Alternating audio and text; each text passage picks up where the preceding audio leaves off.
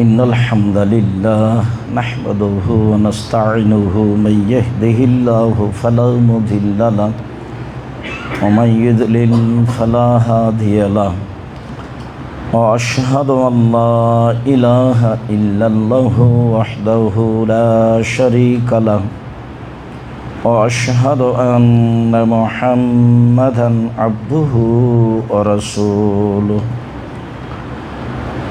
أما بعد فإن خير الحديث كتاب الله وخير الهدى هدى محمد صلى الله عليه وسلم وشر الأمور محدثتها وكل محدثة بدعة وكل بدعة ضلالة وكل ضلالة في النار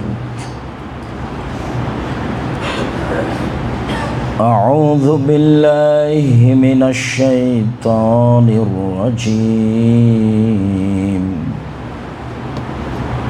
يا أيها الذين آمنوا إذا نودي للصلاة من يوم الجمعة فاسعوا إلى ذكر الله وذروا البيع ذلكم خير لكم إن كنتم تعلمون عن أبي هريرة رضي الله تعالى عنه قال قال رسول الله صلى الله عليه وسلم أحب البلاد إلى الله مساجدها وأبغض البلاد إلى الله أسواقها রাওয়াহ বুখারী মুসলিম। সম্মানিত দ্বীনি মুসলিম ভাই বোন, আমরা অবগত আছি আমাদের জুমার খুতবার ধারাবাহিকতায় আমরা মসজিদে যাওয়া, মসজিদে সালাত আদায় করা, মসজিদের ফজিলত নিয়ে আলোচনা করছিলাম। সেই সুবাদেই আজকের আলোচনা আমাদের মসজিদের নিয়ম নীতি, মসজিদে যাওয়া, মসজিদের ফজিলত নিয়ে। আল্লাহ তাআলা বলেন, হে মানুষ, যখন তোমাদেরকে জুমার সালাতের জন্য ডাকা হবে তখন তোমরা দৌড়িয়ে মসজিদে আসো আর ব্যবসা বাণিজ্য ছেড়ে দাও। অতঃপর যখন সালাত শেষ হয়ে যাবে তখন আবারও পয়সা উপার্জনের পিছনে লেগে যাও। আযকুরুল্লাহ, আল্লাহকে বেশি বেশি ডাকো। যারাই আল্লাহকে বেশি ডাকে তারাই সফল হবে। আল্লাহ তাআলা অত্র আয়াতে আজানের সাথে সাথে মানুষকে ব্যবসা বাণিজ্য, আয় উপার্জন ছেড়ে মসজিদে আসার জন্য আদেশ করেছেন। সালাত শেষ হয়ে গেলে আবারও আয় উপার্জনের পিছনে লেগে যেতে বলেছেন। তাতে তিনি বলেছেন, তুমি তোমার শরীরের গতি অনুযায়ী আল্লাহকে ডাকো, তুমি সফল হয়ে যাবা। এই কথা আল্লাহ তাআলা বলেন। তাহলে কাজের ফাঁকে ফাঁকে আল্লাহকে ডাকতে হবে। আমরা এই আয়াতের আলোচনা বিগত দিনে বুঝেছি যে ছুটির দিন বলে কোনো দিন নেই, উপার্জনের জন্য কোনো দিবস নেই। মানুষ প্রতিদিন উপার্জন করবে, এইটা আল্লাহর আদেশ।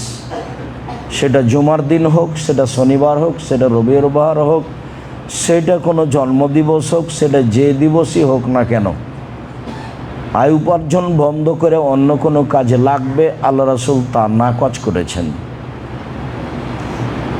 মানুষকে ইবাদত করতে হবে, আয় উপার্জন করতে হবে, এটা আল্লাহর আদেশ। তাতে এই কথা বলা হয়েছে যে পিতা ছেলের অতদিন খেতে পাবেন না, খাবেন না। খেতে পাবেন না বলতে খাবেন না যতদিন তিনি নিজে উপার্জন করতে পারবেন। পিতা নিজে উপার্জন করে খাবেন, এটাই তার জন্য শোভনীয়, ভালো।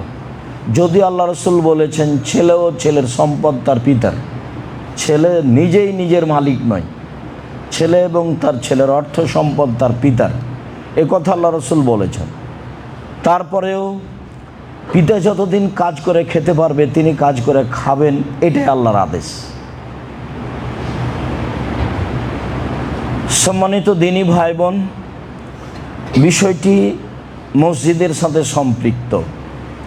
বিগত দিনের দু একটি কথা, তার একটি কথা, আবু হুরায়রা রাদিয়াল্লাহু তাআলা আনহু বলেন, রাসূল সাল্লাল্লাহু আলাইহি সাল্লাম বলেছেন, সলাতুন ফি মসজিদে হাজা, ফি মসজিদি হাজা খায়রুম মিন আলফি সলাতিন ফিমা সেওয়াহু। আমার এই মসজিদে 2 রাকাত সলাত পৃথিবীর যে কোনো অন্য মসজিদের চেয়ে 1000 গুণ উত্তম। এই কথা তিনি বলেন। তাতে তিনি বলেন, তবে মসজিদে হারাম নয়। আমি কাবা ঘরের কথা বলছি না। কাবা ঘর ব্যতীত যত মসজিদ আছে পৃথিবীতে, যে কোনো মসজিদে 2 রাকাত সলাত আদায় করলে জানে কি হবে? আমার এই মসজিদে, মসজিদে নববীতে 2 রাকাত সলাত আদায় করলে তার চেয়ে 1000 গুণ বেশি নেকি হবে। এই কথা মুহাম্মদ সাল্লাল্লাহু আলাইহি সাল্লাম বলেন। তাতে বিগত দিনে আমরা একটা আলোচনা খুব শক্তভাবে বলেছিলাম যে অবশ্যই ওই কথাটির ভিত্তিতে সেখানে সালাত আদায় করতে হবে তা নয়। কি সেটা? আবু হুরায়রা রাদিয়াল্লাহু তাআলা আনহু বলেন, আল্লাহর নবী বলেছেন, মা বাইনা মিম্বারি অবাইতি রাওজাতুন মিন রিয়াজিল জান্নাহ। আমার মিম্বার হতে আমার ঘর পর্যন্ত, যে ঘরে তিনি আয়েশা রাদিয়াল্লাহু তাআলা আনহা সহ থাকতেন, আমার মিম্বার হতে আমার ঘর পর্যন্ত এইটুকু জান্নাতের একটি অংশ। এ কথা তিনি বলেছেন। এ কথার অর্থ এই নয় যে এখানে সালাত আদায় করতে হবে, এবং বিষয়টি আমরা খুব শক্তভাবে পেশ করেছিলাম, মনে আছে বলে আমার অনুমান। তাতে এবছরের হজ সফরে বহু মানুষই হয়তোবা কিছু বলতে চেয়েছেন, যাতে বলতে চেয়েছেন যে সালাত আদায় করা যায়। আর সালাত তো আদায় করা যাবেই সেখানে, কিন্তু আপনাকে ভিন্নভাবে প্রস্তুতি নিয়ে সালাত আদায় করতে হবে কেন? এর কি প্রমাণ? এইটুকু তাতে আমি বলেছি, আল্লাহর নবী বলেননি, সাহাবীগণ বলেননি, তাবেঈগণ করেননি, তাবেঈগণ করেননি, পৃথিবীর কোনো বিদ্বান এ কথা বলেননি যে এখানে সালাত আদায় করলে বেশি নেকি হবে। ভুল হিসাব। ওই কথা আবারও চূড়ান্তভাবে বলছি, মসজিদ নববী বর্তমানে যা আছে, 100 বছর পরে যদি তার 4-10 গুণ বেশি হয়ে যায়, যে পর্যন্ত এরিয়া করা হবে সেই পর্যন্ত কোনো এক জায়গায় 2 রাকাত সালাত আদায় করলে পৃথিবীর যে কোনো মসজিদ থেকে 1000 গুণ বেশি নেকি হবে। এ কথাই ঠিক। এটা হলো মসজিদে নববীর মান। রাসূল যেটুকু বড় করেছিলেন সেটুকু মসজিদে নববী। পৃথিবীর মানুষ প্রয়োজনে যত বড় করবে সেটুকু মসজিদে নববী। এর অর্থ এই নয় যে যেটুকুকে তিনি রাওজাতুন মিন রিয়াজিল জান্নাহ বললেন সেইটুকুতে সালাত আদায় করতে হবে। সেটুকু তিনি কি বলেছেন? এই লম্বাভাবে বলেছেন, তার কি তিনি মাপ দিয়েছেন? সেখানে তিনি সালাত আদায় করতে বলেছেন। কেন এত বাড়াবাড়ি করতে হবে? প্রমাণ ছাড়া বাড়াবাড়ি ভুল। আপনি এটার কোনোদিনও করার চেষ্টা করবেন না। পৃথিবীতে যেখানে যারা বাঙালি আছেন, আমি আপনাদের সকল দিনই ভাই বোনকে বলছি, রাসূলকে উপেক্ষা করে কিছু করার চেষ্টা করবেন না। শেষে ইহকালও যাবে, শেষে পরকালও যাবে। কম করেন সেটাই ভালো, বেশি করে বিদআত করবেন সেটা ভালো নয়। রাসূল সাল্লাল্লাহু আলাইহি সাল্লাম বলেছেন, আব্দুল্লাহ ইবনে উমর বলেন যে কানান নবী সাল্লাল্লাহু আলাইহি সাল্লাম ইয়াতি মসজিদ কুবা কুল্লা সাবতিন মাশিয়ান ওয়া রাকিবান।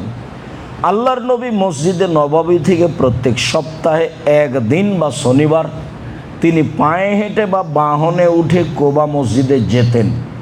মসজিদে নববী থেকে প্রায় 3 কিলোমিটার দূরে। তিনি সেখানে 2 রাকাত সালাত আদায় করতেন। তাতে তিনি বলেছেন, মসজিদে কুবাতে যদি কেউ 2 রাকাত সালাত আদায় করে আর অজু করে বাড়ি থেকে আসে, হোটেল থেকে অজু করে বের হয়ে সেখানে 2 রাকাত সালাত আদায় করে, তাহলে সে একটা উমরার সমান নেকি পাবে। হাদিস সহিহ। এ কথাই ঠিক। মসজিদে নববীতে গিয়ে 40 ওয়াক্ত সালাত আদায় করতে হবে, 5-8 40, তার মানে 8 দিন থাকতে হবে। সেই সুবাদে সব হাজিকে নিয়ে এসে মদিনায় 8 দিন রাখা হয়। কাবা ঘরে জামাত ধরার প্রয়োজন হয় না, আর মসজিদ নববীতে জামাত ধরতে হবে, আর 40 ওয়াক্ত সালাত আদায় করতে হবে, তাহলে দুনিয়া হয়ে যাবে। এত বড় নোংরা জঘন্য বর্বর কথা রাসূল সাল্লাল্লাহু আলাইহি ওয়াসাল্লামের নয়, ভুল হিসাব। যেখানে আল্লাহ রাসূল বলেছেন যে 40 দিন তাকবীরে তাহরিমা পাবে, 40 দিন জামাতের সলাতে তাকবীরে তাহরিমা পাবে, সেটা জঙ্গলে জামাত হোক নাহলে মসজিদে জামাত হোক, জামাতে যদি মানুষ 40 দিন তাকবীরে তাহরিমা পায় তাহলে তার 2টা কাজ: 1, জাহান্নামের তালি থেকে নাম কেটে দেওয়া হবে; 2, মুনাফিকি তালিকা থেকে তার নাম কেটে দেওয়া হবে। মুনাফিকি তালিকায় তার নাম থাকবে না, আর জাহান্নামের তালিকায় তার নাম থাকবে না। এই কথা মুহাম্মদ সাল্লাল্লাহু আলাইহি সাল্লাম বলেন। মসজিদে নববীতে 40 ওয়াক্ত সালাত আদায় করতে হবে। মসজিদে রাসূলের কবরের কাছে গিয়ে হাত বাড়িয়ে সালাম দিতে হবে, রাসূল আপনাকে হাত বাড়িয়ে সালাম দিবে। হজের নামে টাকাটি লস। এমনি তো আমি বলে থাকি, যারা হজ করতে যায় সারা পৃথিবীর মহিলা পুরুষ, তাদের 1 নাম্বার লস বানানো দোয়া পড়া। রাসূলের দোয়া দিয়ে হয় না, তখন তারা বানানো দোয়া পড়ে, এটা হলো 1 নাম্বার লস, মানে ও গেছে। 2 নাম্বার হলো প্রায় সবাই মুআল্লিমের সাথে ভালো আচরণ করতে পারে না বিভিন্ন কারণে। কারণ আছে, এ কথাই ঠিক, কারণ সামনে রেখে ওখানে প্রতিশোধ নিতে হবে এ কথা ঠিক নয়। আর তৃতীয় যেটা আমি মনে করি সেটা হলো, আমি দেখে যে যারা একাধিক ওমরা করছে, তামিম মসজিদে গিয়ে, আয়েশা মসজিদে গিয়ে এহরাম বেঁধে ওমরা করছে, তাদের খুব বড় লস, তারা ব্যবসায় লসে আছে, মানে এটা গেছে। বহুবার বললাম, আপনারা একজন আর একজনকে জানানোর চেষ্টা করেন। আয়েশা রাদিয়াল্লাহু তাআলা আনহা ওমরা চলাকালীন তওয়াফ করছিলেন, তো চট করে হায়েজ আসলো, এটা নারীদের ব্যাপার, তো কান্নাকাটি করছেন। আল্লাহ নবী বলছেন, কি ব্যাপার আয়েশা, কাঁদছো কেন? তুমি তাহলে ঋতুবতী? জি, আপনাদের তো ওমরা হবে, আমার তো আর হলো না। তখন আল্লাহ রাসূল বলছেন, আরে কাঁদো কেন? এইটা তো আদমের মেয়েদের উপরে করে দেওয়া হয়েছে, এখানে তো তোমার স্বাধীনতা নেই। তা হাজিরা যা করে তা করো, তওয়াফ করো না। সালাত আদায় নেই আর তওয়াফ নেই, তওয়াফ ও সালাত কি দিয়ে আপনাকে বুঝায়? কত প্রেম প্রীতি তওয়াফ চলাকালীন, কত বউকে ধরে আছে, আরও কত কাকে, আর কত কিভাবে ছবি উঠাচ্ছে, আর সারা পৃথিবীতে ছবি দেখাচ্ছে আর গল্প চলছে, তার নাম তওয়াফ। আল্লাহ রাসূল বলছেন, আকিলুল কালামা ফিত তওয়াফে ফাইনা তওয়াফ সালাত। তোমরা একেবারেই কথা কম বলো সালাত তওয়াফে, কেননা তওয়াফ ও সালাত কল্যাণপূর্ণ কথা ছাড়া তওয়াফে বলবা না। তওয়াফ ও সালাত, সেখানে এত ছবি আর এত সেলফির সাথে তওয়াফ আছে, এগুলো একটা ফ্যাশন। এই যে প্রতি রামাজানে যাচ্ছে আহাল পরিবার নিয়ে, এটা আস্ত ফ্যাশন। ফকির মিসকিন নেয়, দান করতে পারেন না, সেখানে দেশে ফকির মিসকিন পাওয়া যায় না। আরে ফকির মিসকিন যদি নাই পাওয়া যায় তো শেষ পর্যন্ত তো জামিয়া সালামে আছেই। সম্মানিত দিনী ভাই বোন, ধর্ম এমন নয় আপনি যেটা মনে করেছেন সেটা নয়। আর আরাফার মাঠকে মূল্যায়ন করার মতো তো পরিবেশ মানুষের থাকে না। আরাফার মাঠে বেশি মারামারি হয়, হইচই গণ্ডগোল হয়, জায়গায় পায় না অনেক মানুষ, জায়গাটা আবার সংকীর্ণ, কে কার কথা শোনে, কে কার কথা মানে, যার যেটা প্রয়োজন সে সেটা বলে নেই। আর যখন সলাতের টাইম আসে তখন কিনা ঝগড়া, কে পড়বে যে 2 রেকাত পড়বে না 4 রেকাত পড়বে, আবার 4 রেকাত পড়বে তো একসাথেই জোহর আসর পড়বে না জোহরের টাইমে আসর আসরের টাইমে। ধর্ম তো ওখানে মানার ব্যাপারে স্বাধীন, সরকারি তার কোনো নিয়ম নেই। সরকারের পক্ষ থেকে সরকার তো লিজ দিয়ে রেখেছে, যারা লিজ নিয়েছে, যারা টেন্ডার নিয়েছে তারা তো হইচই হতে দেবে না। কোনো প্রকার পুরুষ পুলিশ আর নারী পুলিশ আর যে হোক না কেন, কারোর প্রয়োজন নাই যে হজ ভালোভাবে হোক, সবার প্রয়োজন যেন কোনো হইচই না হয়, সবার প্রয়োজন কোনো সমস্যা যেন না হয়। 40%-এরও বেশি জায়গা ফাঁকা থাকে কিন্তু আপনাকে যেতে দেবে না, ওখানে সালাত আদায় করতেও দেবে না। পাহারাদার দিয়ে আর পুরুষ আর নারী দিয়ে আর ওই যে ঘেরার বাড়গুলো দিয়ে কাবাঘর ভর্তি করা আছে। যেখান দিয়ে যাবেন সেটাই নিষেধ, মামনু, সব নিষেধ। আর আপনার কিছু করারও নেই, আল্লাহ মাফ করো। তো হজের নিয়ম কারণ কে আরাফাকে মূল্যায়ন করবে? আরাফা তো হলো যখন গেছে, বলেছি, তারপরেও আসলে আবেগে বলছি আপনাকে, বলে তো গেছি, একদিন তো খুতবা এ বিষয় হয়েছে। তো আরাফার মাঠে তো এক নম্বর কথা আগে থেকেই ছিল, লাব্বাইক আল্লাহুম্মা লাব্বাইক লাব্বাইক লা শারীকা লাকা লাব্বাইক ইন্নাল হামদা ওয়া নি'মাতা লাকা ওয়াল মুলক লা শারীকা লাক চলবে। আরেকটা দোয়া এসে যোগ হয়েছে, তাতে আল্লাহ রাসূল বলেছেন খায়রুদ দুআ দোয়া ইয়ামে আরাফা, সবচেয়ে উত্তম দোয়া হচ্ছে আরাফার দোয়া। ওয়া খায়রু মা কালা আল আম্বিয়া মিন কাবলি, সবচেয়ে উত্তম দোয়া আমার পূর্বে নবীগণ বলেছেন এবং আমি যেটা বলেছি। তাহলে বোঝা যাচ্ছে এই দোয়া এই মাঠে পূর্বের সব নবী বলেছেন। তা হলো লা ইলাহা ইল্লাল্লাহু ওয়াহদাহু লা শারীকা লাহু লাহুল মুলকু ওয়া লাহুল হামদু ওয়া হুয়া আলা কুল্লি শাইইন কাদির। আর জোহর আসর একসাথে পড়ে নেওয়ার পরে এই যে হাত তুলে দোয়া শুরু হবে, কান্নাকাটি যে যা পারে, সূর্য ডুবা পর্যন্ত। এর নাম আরাফার মাঠ।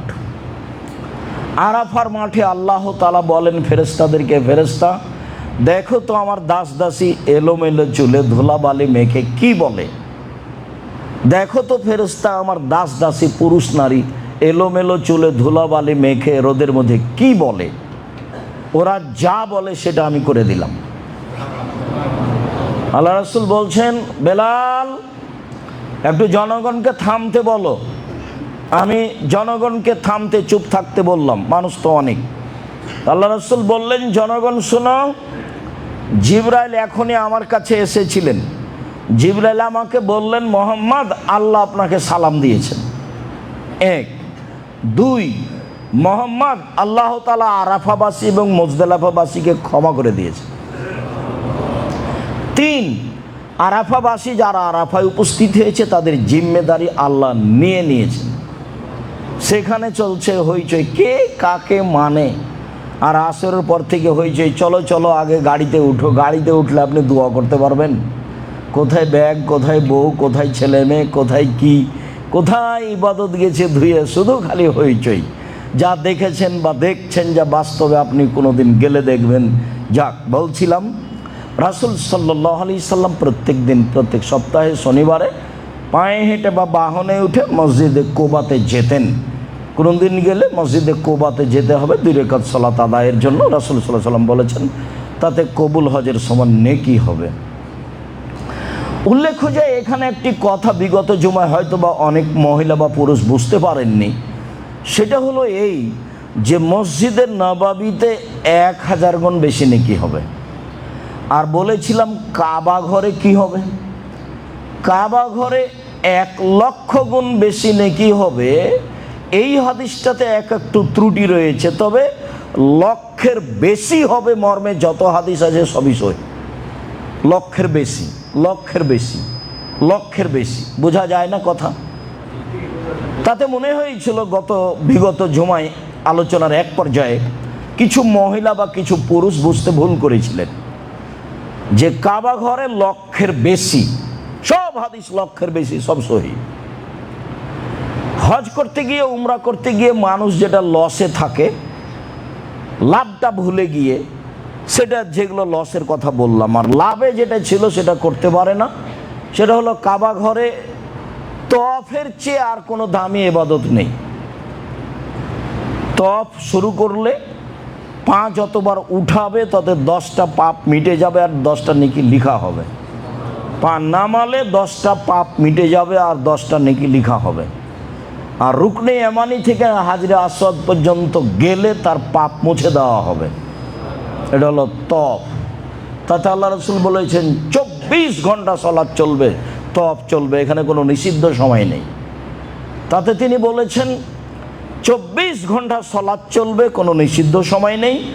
24 ঘন্টা তওয়াফ চলবে, তাতে কোনো নিষিদ্ধ সময় নেই। মনে রাখা ভালো হবে যে নিষিদ্ধ সময় পৃথিবীর সব মসজিদেই রয়েছে, কাবা ঘর ব্যতীত। মনে রাখা ভালো হবে যে নিষিদ্ধ সময় পৃথিবীর সব মসজিদে রয়েছে, কাবা ঘর ব্যতীত। কাবা ঘরে কোনো নিষিদ্ধ সময় নেই। 2 রাকাত সালাত আদায় করলে লক্ষ রাকাতের বেশি নেকি হবে, এ কথাই ঠিক। তওয়াফ করলে এমন নেকি হবে, এ কথাই ঠিক। সেখানে হাজি ঘুমিয়ে আছে আর মসজিদের নববীতে গিয়ে 40 ওয়াক্ত সালাত ধরবে, তাই দৌড়াদৌড়ি লেগেছে। জবাব মুআল্লিমকে দিতে হবে।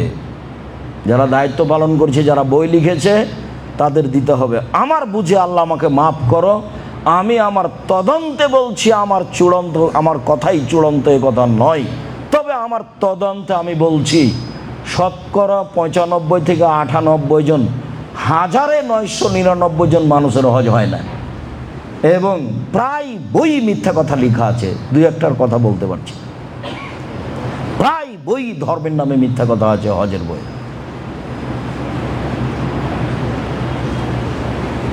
সম্মানিত দিনী ভাই বোন, বলছিলাম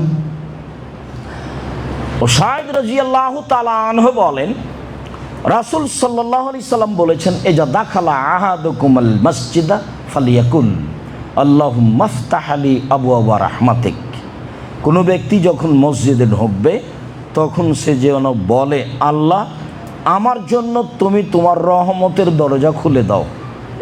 এই দিয়ে ঢোকা হয় মসজিদে। আল্লাহ তুমি আমার জন্য তোমার রহমতের দরজা খুলে দাও, এই নিয়ে ঢোকা হয় মসজিদে। বাকি কি করছি সেটা আমি আপনি জানি।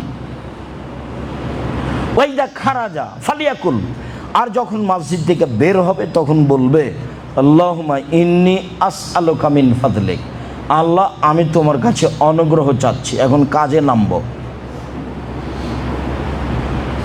এখন আয় উপার্জনের নামবো, টাকা পয়সা দাও। এতক্ষণ যা করেছি তার রহমত, তাসবিহ তাহলিল জিকির আজকার করেছি, আর এখন কাজে নামবো, টাকা পয়সা দিয়ে দাও। যা হারিয়ে গেছে ব্যবসা বাণিজ্য সেটা ঠিক করে দাও।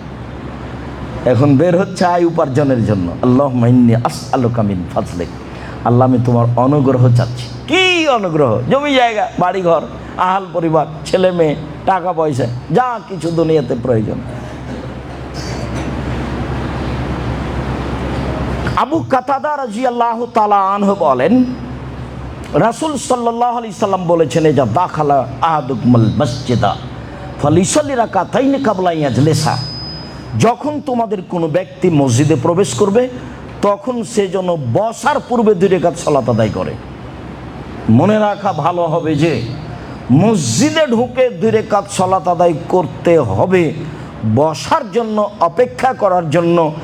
এই হাদিসের সাথে নিষিদ্ধ সময়ের কোনো সম্পর্ক নেই। মসজিদ আল্লাহ, বসতে চাইলে তার কাছে অনুমতি নিতে হবে। তা আপনি কি বলবেন যে আল্লাহ আপনার মসজিদে বসতে চাচ্ছে, একটু বসতে দেন? যে অনুগ্রহপ্রভু বসতে পারি কি? এভাবে বলবেন? কি বলবেন? তা এই বলার পদ্ধতি হলো 2 রাকাত সালাত। কি দিয়ে আপনাকে ধর্ম বুঝায় আমি? অনুমতি চাও। মসজিদ কার? আল্লাহ বলছিলেন মাসাজিদুলিল্লাহ, সব মসজিদ আল্লাহর জন্য, সব মসজিদ আল্লাহর জন্য। তো এখন এখানে বসতে চাইলে অনুমতিও তার কাছে নিতে হবে। তো অনুমতির পদ্ধতি কি? 2 রাকাত সালাত। তাহলে রাসূল বলছেন, তোমাদের কোনো ব্যক্তি মসজিদে ঢুকলে সে যেন বসার পূর্বে 2 রাকাত সালাত আদায় করে। এই যে ভারত, বাংলাদেশ, পাকিস্তানের শতকরা 95টা মসজিদে মানুষ ঢুকে আগে বসছে, তার মধ্যে আপনার অবগতিতে আছে, আপনি বাস্তব করেছেন, না হয় দেখেছেন। আর আমি কোনোদিন করিনি, তবে দেখেছি। আপনি করেন, না হয় দেখেছেন। গত জুমায় আপনি যেখানে ছিলেন সেখানেই করেছেন। আপনি ঢুকে আগে বসেছেন। এটা রাসূলের সাথে অন্যায় আচরণ করা হয়েছে। আল্লাহ রাসূলের সাথে অন্যায় আচরণ করে অনুমতি ছাড়া আপনি মসজিদে বসেছেন, রাসূলের আদেশকে আপনি অমান্য করেছেন। ভুল হিসাব। নিষিদ্ধ কোনো সময় নেই এই 2 রাকাতের জন্য। সারা পৃথিবীর যে কোনো মসজিদে যে কোনো সময়ে ঢুকে যদি বসতে চাই তাহলে তাকে অনুমতি নিতে হবে। অনুমতি হচ্ছে 2 রাকাত সালাত। এই 2 রাকাত সালাতের জন্য নিষিদ্ধ সময় নেই, এটাই চূড়ান্ত। সম্মানিত দিনী ভাই বোন, রাসূল খুতবা চলাকালীন ঢুকেছেন, একজন ঢুকে বসে গেছেন, তাহলে কিছুটা গতিবিধি ছিল আগে থেকেই। বসতে আল্লাহ রসুল বলছেন কুম সাল্লি রাকাতাইন, এই উঠো উঠো 2 রাকাত সালাত আদায় করো। তাহলে যিনি খুতবা দিচ্ছেন উনি যদি কাউকে দেখতে পান যে ঢুকেই বসে গেলেন, তাহলে তাকে উঠিয়ে সালাত আদায় করতে বলতে হবে। এইটা আদেশ পালন করতে হবে, না করলে রাসূলের সাথে অন্যায় আচরণ করেছে ইমাম সাহেব। ইমাম যদি দেখতে পান যিনি খুতবা দিচ্ছেন যে একটা লোক ঢুকে বসে গেছে, তাহলে ইমামের জরুরি কর্তব্য কি? তাকে বলবেন উঠেন 2 রাকাত সালাত আদায় করেন। তারপরে খুতবা চলাকালীন আল্লাহ রাসূল আদেশ করছেন, উঠতে বলছেন। সম্মানিত দিনী ভাই বোন, বিষয় বুঝে একটু আমল করার চেষ্টা করি। আল্লাহুম্মা সাল্লি আলাইহি আল্লাহুম্মা বারিক আলাইহি।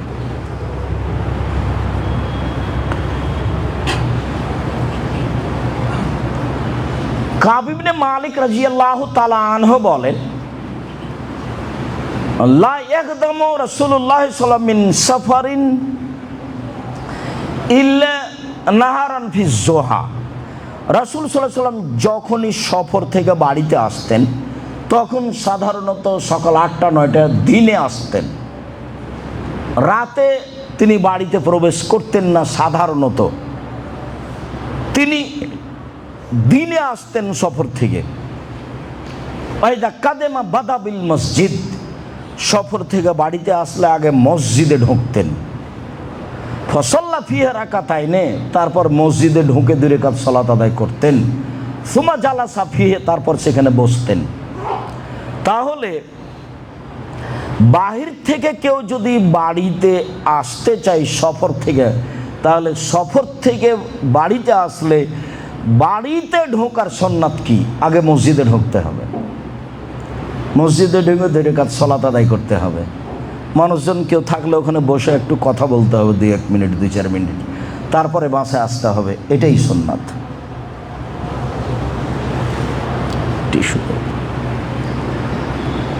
রাসূল সাল্লাল্লাহু আলাইহি সাল্লামের এটা নিয়মিত সুন্নাত।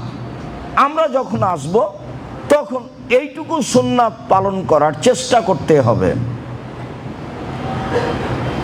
আনাস রাদিয়াল্লাহু তাআলা আনহু বলেন, আবু হুরায়রা রাদিয়াল্লাহু তাআলা আনহু বলেন, রাসূল সাল্লাল্লাহু আলাইহি সাল্লাম সামিয়া রাজুলান ইয়ানসুদু যাল্লাতান ফিল মসজিদ, একটা লোককে হারিয়ে যাওয়া জিনিস খুঁজতে শুনলেন মসজিদে। একটা লোক বলছে আমার কাপড় হারিয়ে গেছে, বা আমার টুপি হারিয়ে গেছে, আমার টাকা হারিয়ে গেছে, কেউ পাইলে একটু দিবেন। এইভাবে একটা লোক হারিয়ে যাওয়া জিনিস খুঁজছে মসজিদে। তখন আল্লাহ রাসূল বললেন, ফালিয়াকুল, সে যেন বলে, আল্লাহ রাসূল বলছেন সে যেন বলে, লা রাদ্দাহাল্লাহু আলাইকা। আল্লাহ রাসূল বললেন, লা রাদ্দাহাল্লাহু আলাইকা, তোমার হারিয়ে যাওয়া জিনিস যেন আল্লাহ তোমাকে ফেরত না দেয়। কেন? ফাইনাল মাসাজিদ আল্লাম তুবনা লিহাজা, মসজিদ হারিয়ে যাওয়া জিনিস খোঁজার জন্য নয়, মসজিদ হারিয়ে যাওয়া জিনিস খোঁজার জন্য নয়। হাদিস কিন্তু বুখারী মুসলিম, খুব ভালোভাবে মনে রাখতে হবে। এখন কিন্তু গ্রামের মসজিদে বলা হয় ছাগল হারিয়ে গেছে সে কথা, টাকা হারিয়ে গেছে সে কথা, আর মরা মানুষের খবর মাইকে বলা হয়। মরা মানুষের খবর দিতে হবে, হাদিস বুখারী মুসলিম। মরা মানুষের খবর চিৎকার করে দেওয়া যাবে না, এই হাদিসও বুখারী মুসলিম। চিৎকার করা কেন যাবে না? আগে মানুষ মারা গেলে ঢোলাই দেওয়া হতো। ঢোলাই বুঝি না আমরা? আগে তো গ্রামে বলতো, ঢোলের উপরে মারতো, ঢাকের উপরে মারতো বাড়ি, আর লোকটা চলে যেত আর বলতো আজকে বিকাল 3টায় অমুক হবে। বা কেউ জিজ্ঞাসা করতো কি ব্যাপার, কিসের ঢোলাই? বলে আজকে অমুক জায়গায় কাছারিতে বিকাল 3টায় বৈঠক আছে, এরকম কিছু বলা হতো। এরকম চিৎকার করে বলা হতো, যেই চিৎকার মাইকিং করে বলছে অমুক ব্যক্তি তার নিজ বাসভবনে বা হাসপাতালে ইন্তেকাল করিয়েছেন, মারহুমের জানাজা বিকাল 3টায় অনুষ্ঠিত হবে, আপনারা সবাই মিলে জানাজা অংশগ্রহণ করে অশেষ সওয়াবের ভাগীদারি হন। ধর্ম পাগল হয়ে গেছে। ধর্ম এখন মানুষের হাতে, হজ মানুষের হাতে, নিজের ব্যাপার। কি দিয়ে আপনাকে বলি, যা 2013 সালে ঘটেছিল আজকে তাই ঘটেছে। সেদিন 29 তারিখ ঢাকা হাজি ক্যাম্পে ঢুকলাম, চামড়ার স্যান্ডেলগুলো পায়ে আছে, মুরব্বী মানুষ 24 বছর থেকে এখানে মানুষকে হজের নিয়ম কানুন শেখাচ্ছে। ঢুকতে আমাকে বলছে স্যান্ডেলটা খুলেন। কেন? কেন স্যান্ডেল খুলতে হবে? যে এহরাম পরলে এই স্যান্ডেল চলবে না। কে বলেছে আপনাকে এই কথা? ধর্ম কি আপনার বাপের সম্পত্তি? ধর্ম কি পৈতৃক সম্পত্তি নাকি? কতদিন থেকে আপনি এই কাজ করেন? 24 বছর থেকে। 24 বছর থেকে মানুষের হজ নষ্ট করেছেন। এহরাম আমি জুতা পরিবর্তন করব কেন? কে আপনাকে কথা বলেছে? যান আপনি বলে দিন আজ থেকে 24 বছর থেকে আমি মানুষের হজ নষ্ট করেছি। আব্দুর রাজ্জাক বিন ইউসুফ বলেছেন। রাসূল সাল্লাল্লাহু আলাইহি সাল্লাম এহরাম বাঁধার জন্য জায়গা উল্লেখ করেছেন। ভারত, বাংলাদেশ, পাকিস্তান এলামলাম এহরাম বাঁধবে, এমনও তার অন্তর্ভুক্ত। তাতে তিনি বলেছেন এমানবাসীর জন্য এলামলাম। তারপরে তিনি বলেছেন হুন্না লাহুন্না, এইসব এলাকার জন্য এই জায়গা। তারপরে তিনি বলেছেন ওমান আতা আলাইহিন্না, সারা পৃথিবীর মানুষ যারা এমানের উপর দিয়ে পার হবে, এই জায়গার উপর দিয়ে তারা এলামলামে এহরাম বাঁধবে। ভারত, বাংলাদেশ, পাকিস্তানের মানুষ ঢাকা থেকে যাক, করাচি থেকে যাক, বোম্বাই থেকে যাক, কলকাতা থেকে যাক, সব বিমান এলামলামের উপর দিয়ে পার হয়। এবং বৈমানিকের পক্ষ থেকে বলা হয় এখন থেকে নিয়ে 30 মিনিটের মধ্যে বিমান এলামলামের উপর দিয়ে পার হবে, এই কথা বলা হয়। এবং অনেক বিমানে বলা হয় এহরাম এহরাম এহরাম। আপনি কাপড় পরেছেন ভালো কথা, অসুবিধা হতে পারে বিমানে, এইখানে আপনাকে লাভবাহিক বলতে হবে কেন? ভদ্রলোক বলছে যে বাড়ি থেকে এহরাম বাঁধলে হবে। আমি এখন কি বলতে পারি? তা আমার চট করে ধরা পড়েছে এই কথা তো আমাকে 2013 সালে বলেছিল, এই মুরব্বি তাহলে বলেছিল। অনেক কিছু বললাম এখানে রুজি উপার্জন করতে হবে না। যদি কোথাও না পাওয়া যায় রুজি, তাহলে ভিক্ষা করে খেতে হবে। আপনি মুরব্বি মানুষ, ভিক্ষা করে খাওয়া লাগবে না। জামিয়া সালাফে আসেন, কোনো কাজ দেওয়ার চেষ্টা করবো ইনশাআল্লাহ।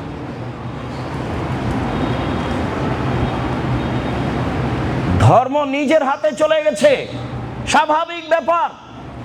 মসজিদের মাইকে এভাবে চিৎকার করে মরার খবর বলা যাবে না, এই কথাই ঠিক। মোবাইলের মাধ্যমে কোটি মানুষকে খবর জানান আপনি, যেটা চিৎকার নয়। বাড়ি গিয়ে বলে এসেন যেটা আগে বলা হতো, সেটা চিৎকার নয়। রাসূল সাল্লাল্লাহু আলাইহি সাল্লাম হারিয়ে যাওয়া জিনিস মসজিদে খুঁজতে নিষেধ করেছেন। নিষেধের ঢং তিনি এইভাবে বলেছেন, আল্লাহ ওর হারিয়ে যাওয়া জিনিস তুমি তাকে ফেরত দেবা না, এই কথা বলেছেন প্রথমে। এইটাই ঢং বলার। আপনি যদি মসজিদে কেউ হারিয়ে যাওয়া জিনিস খুঁজছে শুনতে পান, তাহলে আপনি বলবেন, তাহলে রাসূলের আদেশ পালন করা হবে যে আল্লাহ তুমি তাকে এই জিনিস ফিরিয়ে দিও না, ঠিক আছে। তারপরে বলছেন ফাইনাল মাসাজিদ আলাম তুমরা লেহাজা, মসজিদে এই জন্য বানানো হয়নি। অথচ মসজিদে আল্লাহর নবী বিবাহ পড়াতেন, মসজিদে আল্লাহ রসুল বিচার আচার করতেন, মসজিদে আল্লাহ রসুল সাহাবীদের পড়াশোনার ব্যবস্থা করতেন, মসজিদে অনেক কিছু করতেন। মসজিদে হদ বাস্তবায়ন করতে নিষেধ করেছে। একটা লোককে 100 লাঠি পিটাতে হবে, সেটা মসজিদে করা হবে না, বাইরে নিয়ে যেতে হবে। মসজিদে অনেক কিছু করা যায়, এ কথাই ঠিক মানুষের সামাজিক। আবার অনেক কিছু করা যায় না, এ কথাই ঠিক। তার একটা হারিয়ে যাওয়া জিনিস মসজিদে খোঁজা যায় না, যা রাসূল সাল্লাল্লাহু আলাইহি ওয়াসাল্লাম কঠোরভাবে নাকচ করেছে। আবু হুরায়রা রাদিয়াল্লাহু তাআলা আনহু বলেন, রাসূল সাল্লাল্লাহু আলাইহি ওয়াসাল্লাম বলেছেন, মান আকালা শাজারাতাল মুনতানাতা ফালা ইয়াকরাবান্না মসজিদানা। কোনো ব্যক্তি যদি গন্ধযুক্ত খাদ্য গাছ খায়, পেঁয়াজ রসুন বা অন্য যত কিছু খাদ্যে মুখ গন্ধ করবে, যত কিছু খাদ্য দুনিয়াতে আছে খাওয়ার পরে মুখে গন্ধ থাকবে, ফালা ইয়াকরাবান্না মসজিদানা, সে যেন আমার মসজিদের নিকটে না আসে। ওটা খাওয়া না যায় যে কথা নয়, ওটা আপনি খেতে পারেন, ওটা হালাল জিনিস, খেতে পারেন। কিন্তু খেয়ে আপনি মসজিদে আসবেন যখন আপনার মুখে গন্ধ আছে, তা নয়। কেন? ফাইনাল মালাইকাতা তাতাওয়াজ্জা মিম্মা ইয়াতাওয়াজ্জাল ইনসু মিনহু। যেখানে মানুষ কষ্ট পায় সেখানে ফেরেশতা কষ্ট পান, যেখানে মানুষ কষ্ট পায় সেখানে ফেরেশতা কষ্ট পান, যেখানে মানুষ কষ্ট পায় সেখানে ফেরেশতা কষ্ট পান, তাহলে ফেরেশতা আরও বেশি পান। জিবরাইল আলাইহিস সালাম আমাদের নবীকে বলতেন মুখ পরিষ্কার করেন। আমি এই কথা বলিনি যে জিবরাইল আলাইহিস সালাম মুহাম্মদ সাল্লাল্লাহু আলাইহি ওয়াসাল্লামের মুখ বন্ধ করেন। যিনি আমার বিরুদ্ধে কথা বলেছেন, আমার কাছে তিনি কি চাইবেন? ক্ষমা। আল্লাহকে বলতে হবে আমার ভুল হয়েছে, আল্লাহ তুমি ক্ষমা করো। আল্লাহর নবী মানুষ, তার মুখে মানবিক গন্ধ ছিল। যার কারণেই তিনি যখন তখন মেশাক করতেন। কেন? তিনি নূরের তৈরি নন। আমি মানবিক গন্ধ বললাম তো আপনার গা জ্বলে উঠলো কেন? কেন জ্বলে উঠবে? যদি ঝকঝকাই মুখ থাকে তাহলে ঘুম থেকে উঠে মুখ পরিষ্কার করেন কেন? সলাতের পূর্বে তিনি মুখ পরিষ্কার করতেন কেন? বাহির থেকে ভিতরে ঢুকলেই তিনি মুখ পরিষ্কার করতেন কেন? দেখেন, পবিত্রতার আলোচনায় বিস্তারিত বলা আছে। আবার আলোচনা ফিরিয়ে নিয়ে এসে দেখেন পবিত্রতার আলোচনা মেশাক নিয়ে আলোচনা করার সময়তে তিনি সেখানে, আমি একটা হাদিসের ত্রুটি আছে কিছুটা, সেটাও বলা হয়েছে যে আল্লাহ রাসূল বলছেন যে জিবরাইল যত আমাকে মুখ মেশক করার কথা বলছেন তাতে মনে হচ্ছে আমি মুখের সামনের দিক ছিলেই ফেলি নাকি। তো জিবরাইল আলাইহিস সালাম কয়বার মুখ দাঁত পরিষ্কার করেন দিনে? একদিনও করেন না। কেন? তার এটা প্রয়োজন নাই, তিনি নূরের তৈরি। আর আমাদের নবী কিসের তৈরি? মাটির তৈরি। ভুল হিসাব, আপনার হিসাবই ভুল। মুহাম্মদ সাল্লাল্লাহু আলাইহি ওয়াসাল্লাম নূরের তৈরি নন, মুহাম্মদ সাল্লাল্লাহু আলাইহি ওয়াসাল্লাম মাটির তৈরি। তার পিতা ছিলেন, তার মাতা ছিলেন, তিনি স্বামী স্ত্রীর মাধ্যমে দুনিয়াতে এসেছেন। তিনি খেতেন, তিনি পেশাব করতেন, তিনি পায়খানা করতেন, তিনি মানুষ। তার স্ত্রী ছিল, তার চলাফেরা ছিল মানুষের মতো। তিনি মানুষের সাথে উঠতেন, বসতেন, সামাজিক কথা বলতেন, সব কিছু করতেন। তিনি একটা মানুষ। আপনার আমার মধ্যে পার্থক্য, নবী সম্মানী পার্থক্য। নবী জিবরাইল তার কাছে আসেন, আমার কাছে আসেন না। আর আয়েশা রাদিয়াল্লাহু তাআলা আনহা বলছেন, জালা নবী বলছেন, আয়েশা তোমাকে জিবরাইল সালাম দিল। আয়েশা বলছেন, ঠিক আছে, আপনাকেও সালাম, জিবরাইলকেও সালাম। আপনি তো জিবরাইলকে দেখতে পান না, আমি তো দেখতে পাই না। এক বিছানায় তিনজন, জিবরাইল আলাইহিস সালাম, মুহাম্মদ সাল্লাল্লাহু আলাইহি সাল্লাম এবং আয়েশা রাদিয়াল্লাহু তাআলা, এক বিছানায় তিনজন, এক ল্যাপের নিচে তিনজন। বুখারী মুসলিমের হাদিস। অথচ আয়েশা রাদিয়াল্লাহু তাআলা দেখতে পান না কোথায় জিবরাইল। ওনার পদার্থ ভিন্ন, জিবরাইলের তৈরি পদার্থ ভিন্ন, মুহাম্মদ সাল্লাল্লাহু আলাইহি সাল্লামের তৈরি পদার্থ ভিন্ন। অতএব ইসলামকে ইসলামের গতিতে, মুহাম্মদ সাল্লাল্লাহু আলাইহি সাল্লামের নীতিতে মেনে নিতে হবে। তাহলে আমি ভালো। মনে রাখতে হবে, চিরদিন বলে আসছি, এক গিলাস পানি পান করতে যেই ধর্মে 5টা বিধান লাগে সেই ধর্মে এমনি চলে না। এক গিলাস পানি পান করতে যেই ধর্মে 5টা বিধান লাগে, 1 ডান হাতে ধরতে হবে, 2 বিসমিল্লাহ বলতে হবে, 3 বসে পান করতে হবে, 4 3 শ্বাসে পান করতে হবে, 5 বসে পান শেষে আলহামদুলিল্লাহ বলতে হবে। এক গ্লাস পানি পান করতে যে ধর্মে 5টা বিধান লাগে সে ধর্ম এমনিতেই চলে, মগের মুল্লুকের মতো। এ কথা ঠিক নয়।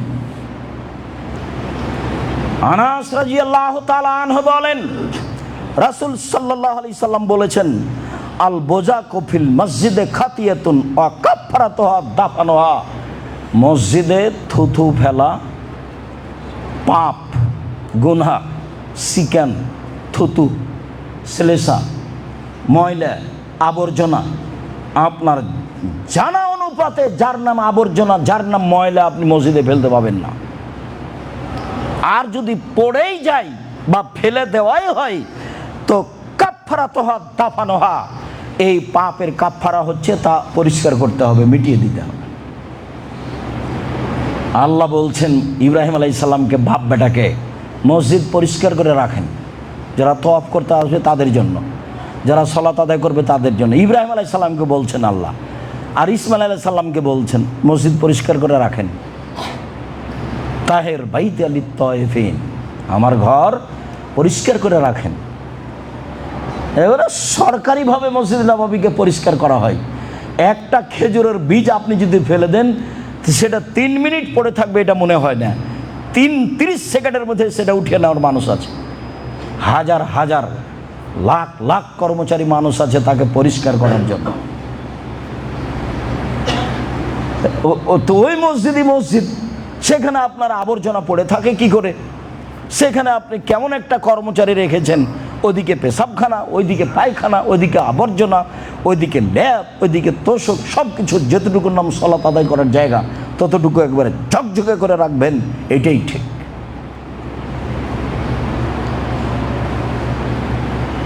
আবু যার গেফারি রাদিয়াল্লাহু তাআলা আনহু বলেন, রাসূল সাল্লাল্লাহু আলাইহি সাল্লাম বললেন, আলাইয়া, ওরেজাত আলাইয়া আমালা উম্মতি, আমার কাছে আমার উম্মতের সব আমল পেশ করা হলো। হাদিস বুখারী মুসলিম। আমার কাছে আমার উম্মতের সব আমল পেশ করা হলো। ফাওয়াজাদতু ফি মাহাসিনে আমালিহা, আমি আমার উম্মতের সবচেয়ে যেটা ভালো নেকি পেলাম, আমার উম্মতের ভালো মন্দ যে নেকি আমার কাছে পেশ করা হলো, তার মধ্যে সবচেয়ে যেটা ভালো নেকি পেলাম, উত্তম নেকি পেলাম, সেটা হলো এই আল আদা ইউমাতানি তরিক, ওই ময়লা কষ্টদায়ক জিনিস যেটা রাস্তায় পড়েছিল সরিয়ে দেওয়া হয়েছে। মানে রাস্তা বন্ধ করার কোনো কাজ করা যাবে না, এমপি মন্ত্রীর জন্য রাস্তা বন্ধ করা যাবে না, মিছিল বের করার জন্য রাস্তা বন্ধ করা যাবে না, কারফিউ জারি করে রাস্তা বন্ধ করা যাবে না। রাস্তার মান ভিন্ন। একাধিক হাদিস, আফজলুল ঈমান লা ইলাহা ইল্লাল্লাহ, সবচেয়ে উত্তম ঈমান লা ইলাহা ইল্লাল্লাহ, ওয়া আদনাহু মাতাদুল আযানিত তরিক, আর ঈমানের যেটা সবচেয়ে ছোট শাখা সেটা হলো রাস্তা থেকে কষ্টদায়ক জিনিস সরিয়ে দেওয়া। আপনার বাড়ির সামনে একটা কুকুর মরে পড়ে আছে, চেয়ারম্যানকেই সরাতে হবে? কে বলেছে? এমপিকেই সরাতে হবে? কে বলেছে? আপনি নিজে সরান, লেবার দিয়ে সরিয়ে দেন। এটা হচ্ছে লোককে বলে না তোকে 50টা টাকা দেবো, 200টা টাকা দেবো, কুকুরটাই ধরে একটু কিছু করে বাইরে ফেলে দিয়ে আসো তো, রাস্তায় পড়ে আছে, মানুষের অসুবিধা হচ্ছে। সবচেয়ে যেটা ভালো নেকি আমার কাছে পেশ করা হলো, সেইটা কি মনে থাকবে না? রাস্তাতে পড়েছিল কষ্টদায়ক জিনিস সরিয়ে দেওয়া হয়েছে, ওই নেকিটা আমার কাছে সবচেয়ে প্রিয় বলে পেশ করা হলো। নেকি তো অনেক আছে, তাহাজ্জুদের আছে, হজের আছে, সলাতের আছে, সিয়ামের আছে, কোরআন তেলাওয়াতের আছে, তাসবিহ তাহলিলের আছে, অনেক নেকির মাধ্যম আছে, কুরবানি আছে, ফকির মিসকিন খেতে দেওয়া আছে। তার মধ্যে সবচেয়ে যেটা আমার কাছে সুন্দর বলে পেশ করা হলো সেটা কি বলেন তো? রাস্তা থেকে কষ্টদায়ক জিনিস সরিয়ে দেওয়ার নেকিটা আমার কাছে সবচেয়ে ভালো নেকি বলে পেশ করা হলো। মানুষের চলাচলে যেন কোনো সমস্যা নেই না হয়। যেখানে রাস্তাতে সমস্যা হয়েছে সেখানে আল্লাহ রাসূল বলেছেন, এই ওটা তো ডবল করে দাও, বাড়িঘর ভেঙে ডবল করে দিতে হবে, বাড়ি অন্য জায়গায় সরাতে হবে। গন্ডগোল হলে রাস্তা ডবল হবে, যা ছিল তার। এটাই নিয়ম। রাস্তার ব্যাপারে রাসূল সাল্লাল্লাহু আলাইহি ওয়াসাল্লাম আপোষ করেননি। রাস্তায় যদি আপনার প্রাচীর, এই যে আপনার জেলার খবর আমি বলতে পারছি না, নারায়ণগঞ্জ যেখানে জামিয়া সালাফিয়া আছে, রাস্তার শেষ প্রান্তে প্রাচীর দিয়েছে, প্রাচীরের বাইরে গাছ লাগানো আছে, তো গাছটা কোথায় লাগিয়েছে? আপনার গাড়িটা এই তো চলে না একটু পরে, এইরকম করছেন কেন? প্রাচীরের শেষ প্রান্তে আপনি প্রাচীর দিয়েছেন, জমির শেষ প্রান্তে প্রাচীরের বাইরে গাছ লাগিয়েছেন, এইটা কি? রাসূল সাল্লাল্লাহু আলাইহি ওয়াসাল্লামের কাছে সবচেয়ে উত্তম আমল যেটা পেশ করা হলো আমলের মধ্যে সেটা এটা। তারপরে অমিন মাসাবিয়া আমালেহা, আমার উম্মতের সবচেয়ে যেটা খারাপ আমল আমার কাছে পেশ করা হলো সেটা হলো আন-নুখাতু ফিল মসজিদে তাকুনু ফিল মসজিদে লা তুদফানু, ময়লা মসজিদে পড়ে আছে সেটা সরানো হলো না, উনি জানেন যে এটা ময়লা, তারপর ও নিজে সরালো না, আর ওই গুনাহটা আমার কাছে সবচেয়ে খারাপ গুনাহ বলে পেশ করা হয়েছে। হাদিস কিন্তু বুখারী মুসলিম। আমি একজন অনুবাদক, এখানে মধ্যে কিছু আছে এটা বোঝার সুযোগ নেই। আমার কাছে যেটা সবচেয়ে খারাপ পাপ বলে পেশ করা হলো সেটা আপনার চোখের সামনে বা আপনার পক্ষ থেকে ময়লা মসজিদে পড়ে গেল, সেটা আপনি সরালেন না, সেটা হলো খারাপ পাপ বলে রাসূলের কাছে পেশ করা হলো, যা রাসূল সাল্লাল্লাহু আলাইহি ওয়াসাল্লাম বলেন। আবু হুরায়রা রাদিয়াল্লাহু তাআলা আনহু বলেন, রাসূল সাল্লাল্লাহু আলাইহি ওয়াসাল্লাম বলেছেন, মান কামা ইলা সালাহ, তোমাদের কোনো ব্যক্তি যদি সলাতে দাঁড়ায় তাহলে ফালা ইয়াবসুক আমামাহু, সামনের দিকে যেন থুথু না ফেলে। থুথুর তো প্রয়োজন হতেই পারে, নাকের আপনার শ্লেষার শিকানের প্রয়োজন হতেই পারে, তো কি করতে হবে? তোমাদের কোনো ব্যক্তি যদি সলাতে দাঁড়ায় তাহলে সে সামনের দিকে থুথু না ফেলে। কেন? ইন্নামা ইউনাজিল্লাহ, ও তো আল্লাহর সাথে চুপে চুপে কথা বলছে। আমিন ছাড়া সালাতের মধ্যে কোনো জায়গায় জোরে হবে না, সব চুপে চুপে। সামি আল্লাহু লিমান হামিদা রাব্বানা লাকাল হামদ হামদান কাসীরান তাইয়িবান মুবারাকান ফি। একজন সাহাবী জোরে বলেছিলেন, তার পূর্বেও কেউ কোনোদিন জোরে বলেননি, পরেও কেউ কোনোদিন জোরে বলেননি, আর এটা সাহাবীদের নীতি ছিল না। তারপরে দুই সিজদার মাঝের দোয়া, আল্লাহুম্মা গফিরলি ওয়ারহামনি ওয়াহদিনি ওয়াআফিনি ওয়ারযুকনি, এটা ইমাম শাফি রাহিমাহুল্লাহর পক্ষ থেকে জোরে বলার কথা আছে। ভারত, বাংলাদেশ, পাকিস্তানে যারা চার মাঝহাবের কোনো একটা মাঝহাব মানতে হবে বলেই মুসলিম পার্সোনাল ল খ্রিস্টানেরা চেয়েছিল, খ্রিস্টান শাসকেরা, ব্রিটেনের আসা শাসকেরা, তখন এই আহলে হাদিস যারা, তারা বলেছিল আমরা শাফিউল মাসলাকের লোক। ওই সুবাদে এখনও যারা আহলে হাদিস বলে নিজেকে দাবি করে, অনেকেই মনে করে যে দুই সিজদার মাঝের দোয়া জোরে বলতে হবে। রাব্বানা লাকাল হামদ হামদান কাসীরান তাইয়িবান মুবারাকান ফি, এই দোয়া জোরে বলতে হবে। আপনার মনে রাখা ভালো হবে যে আমিন ছাড়া কোনো অংশ জোরে হবে না। কেন? যে ব্যক্তি সালাত আদায় করছে সে তার প্রতিপালকের সাথে চুপে চুপে কথা বলছে। ইনাজিল্লাহ, সে আল্লাহর সাথে চুপে চুপে কথা বলছে, কথা আল্লাহর নবী বলেন।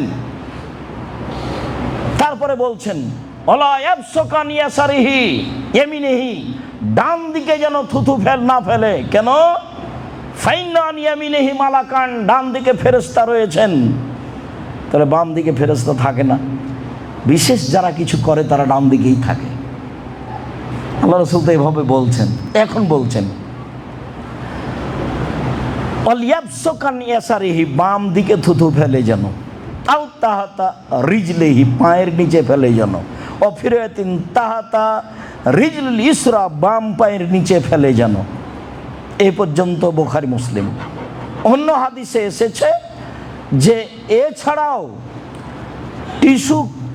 টিস্যুতে, রুমালে কোনো কিছু ধরে নিয়ে আল্লাহ রাসূল নিজে ওটাকে ধরে নিয়ে ওই কাপড়টাকে একটা আর একটার সাথে চেপে দিলেন, ডলে দিলেন। তাহলে এখন তো যেসব মসজিদে সালাত আদায় করছে টাইলস করা আছে, মাটির মসজিদ যদি হতো তাহলে না হয় আপনি পায়ের নিচে ফেলে দিয়ে ডলে দিতেন। আল্লাহ রাসূল বলছেন সুমাইয়াত ফেলো, তারপর ডলে দিবে, বাম পায়ের নিচে ফেলে বা বাম দিকে ফেলে পা দিয়ে ডলে দিবে। তো সেটিকে এখন হবে?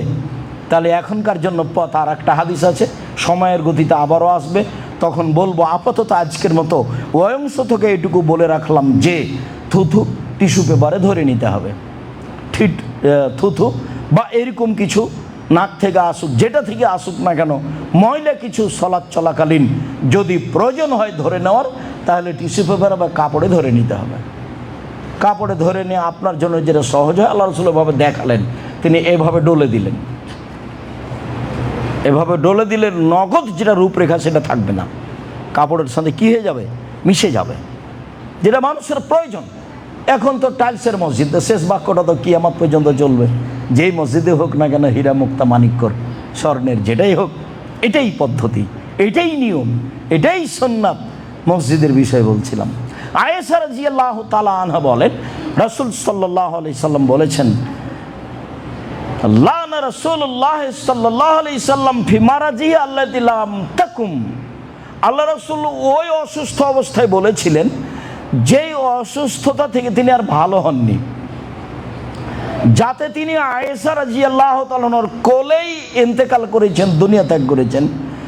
সেই অসুস্থতায় তিনি বলেছিলেন, লানাল্লাহুল ইয়াহুদা ওয়ান নাসারা ইত্তাখাযু কুবুর আনবিহিম মাসাজিদা, আল্লাহ ইহুদি খ্রিস্টানদের প্রতি অভিশাপ করুক, তারা কবরকে মসজিদ তৈরি করেছে, কবরের পাশে মসজিদ করছে বা মসজিদের সাথে কবর দিচ্ছে।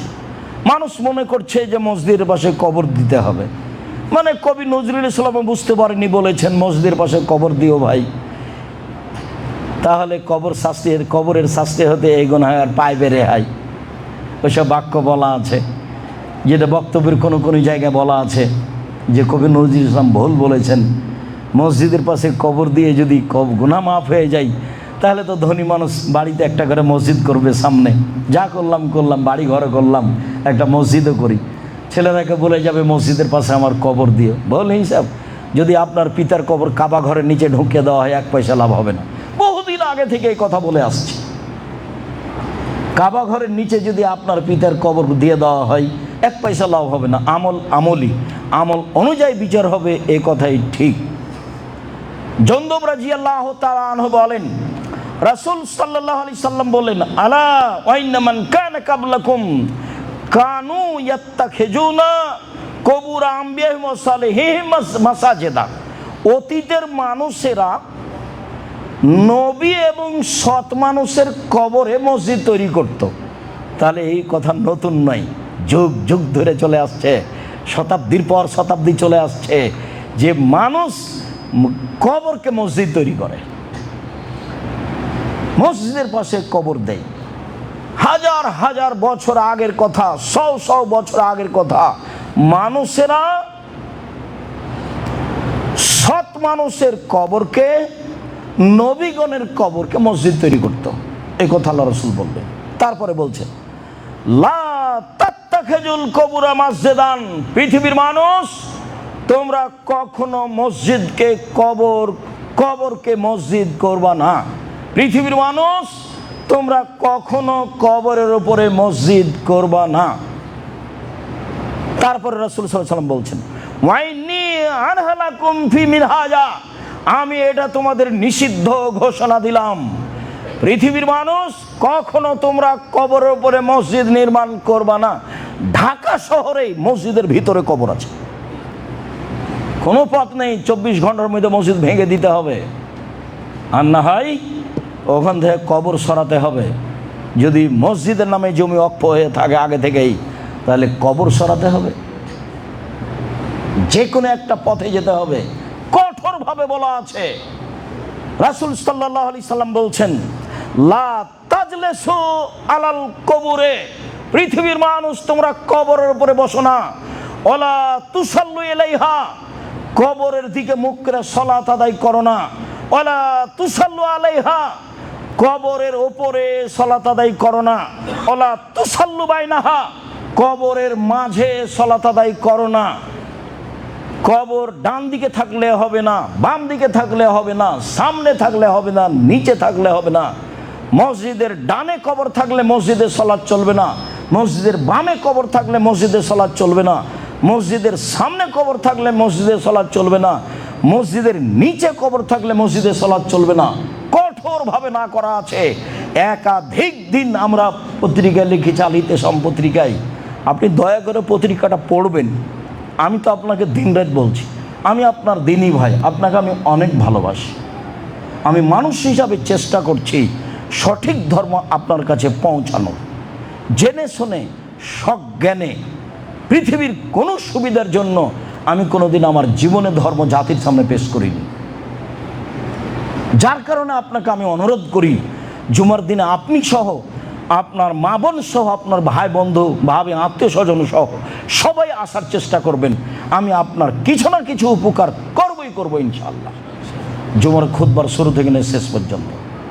যাওয়ার সময়তে যেসব বই পুস্তকগুলো আছে, সেসব বই পুস্তকগুলো সাথে নিয়ে যাওয়ার চেষ্টা করবেন।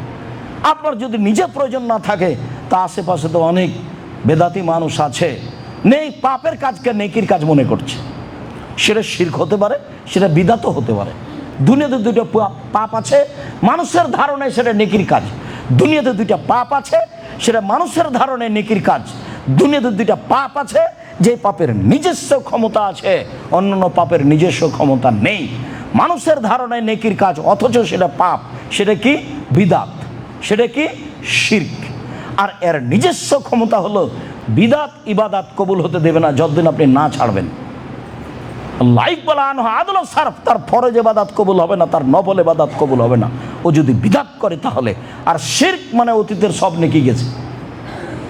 ঢাকা বিমানবন্দরে নেমে আপনার ছেলে এসেছে দামি গাড়িটা নিয়ে আপনাকে নিয়ে যাবে, গোলাপ শাহের মাজারের পাশ দিয়ে যাচ্ছিলেন, 10 টাকা আপনি গোলাপ শাহের মাজারে দিয়ে দিয়েছেন। হজের যদি 1 নেকি থাকে, সুবহান আল্লাহর যদি 1 নেকি থাকে, তাহলে ইসলাম ধর্ম মিথ্যা। আপনার 1 নেকি থাকলো না, এ কথাই ঠিক। আমি যদি বুঝাতে না পারি, তাহলে আমি অক্ষম। শরীয়ত ঠিকই আছে, আমার অক্ষমতার দরুন আপনাকে আমি বুঝাতে পারিনি। এটাই চূড়ান্ত যে দুনিয়াতে দুইটা পাপ আছে, যেই পাপের নিজস্ব ক্ষমতা আছে, যেটা মানুষের ধারণায় নেকির কাজ অথচ তা পাপের কাজ। এক, শিরক। দুই, বিদআত। শিরক করলে আল্লাহকে অপমান করা হয়, অতীতের নেকি নষ্ট হয়ে যায়। বিদআত করলে রাসূলকে অপমান করা হয়, ইবাদত কবুল হয় না।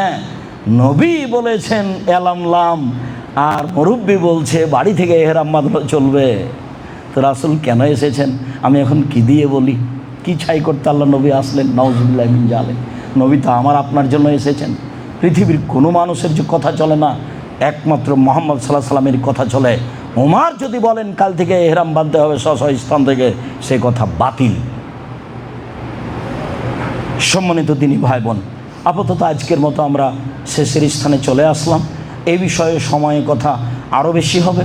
কবর নিয়ে আল্লাহ রাসূলের অনেক কঠোর কথা আছে। উঁচু কবর ভেঙে দিতে বলেছেন, যেমনভাবে তিনি বলেছেন যে ছবি মূর্তি ভেঙে দাও, লা তাদা তিমসালান লা তামাসসাহ, আলী তুমি ছাড়বে না কোনো ছবি মূর্তি ভাস্কর্য, সবকে ভেঙে চৌচির খান খান করে দাও। আলী তুমি ছাড়বে না কোনো উঁচু কবর, সবকে ভেঙে সমান করে দাও। হাদিস মুসলিম, একাধিক সহিহ হাদিস। মসজিদের উপরে কবরের উপরে বসা নিষেধ, কবরকে পাকা করা নিষেধ, কবরের উপরে গম্বুজ বানানো নিষেধ, কবরে কোনো আলো কিছুর ব্যবস্থা করা নিষেধ, কবরের নাম ঠিকানা লেখা নিষেধ। বলা ইউক্তাব আলাইহি, কবর উপর কোনো কিছু লেখা যাবে না। আপনার নামটা সুন্দর করে লিখে দিতে হবে, এর কোনো প্রয়োজন নাই।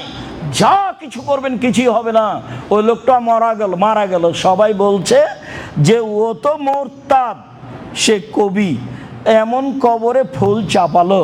আমি আর কি বলি, ওকে কবরে মেরে একাকার করে দিল, আর এরা বলছে ফুল চাপিয়ে সিক্ত করলো কবরকে, ফুল দিয়ে সিক্ত করলো কবরকে।